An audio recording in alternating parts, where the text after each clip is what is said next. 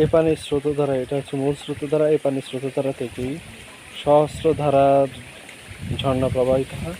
এখন শুকনো সিজন, সামারে বৃষ্টি না হয়, পানির স্রোতধারা অনেক অল্প। বর্ষাকালে এই প্রবাহ নাকি স্থানীয়দের কাছে জানা যায়, বর্ষাকালে এই প্রবাহ অনেক গুণ বৃদ্ধি পায় এবং এখানে আসাটাও দুষ্কর হয়ে যায়। স্বাভাবিকভাবে এখানে গভীর খাত বিরাজমান, একেবারে গভীর খাত। আমরা আছি 262 ফুট উপরে বর্তমানে সমভূমি থেকে, অর্থাৎ সমুদ্রপৃষ্ঠ থেকে এখন 262 ফিট আমরা উপরে আছি একদম। এটা হচ্ছে সেই স্রোতধারা যেখান থেকে প্রবাহিত হয়ে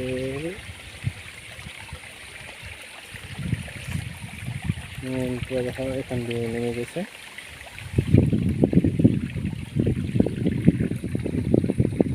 আর আমার এই দুই বন্ধু দাঁড়িয়ে আছে এখানে, তারা দেখছে, অবজারভেশন করতেছে। হাই, পানির এই ধারাটাই 262 ফিট নিচে পড়ছে, সহস্রধারা ঝর্ণা হিসেবে এখানে এটা পরিচিত। এর বাইরে এখানে তীব্র বাতাস, সামারের এই সিজনে গরমের তাপমাত্রা হিসেবে এখানে বাতাস যথেষ্ট উপভোগ্য এবং যথেষ্ট আরামদায়ক। আমরা সেই বাতাসটাই উপভোগ করতেছি।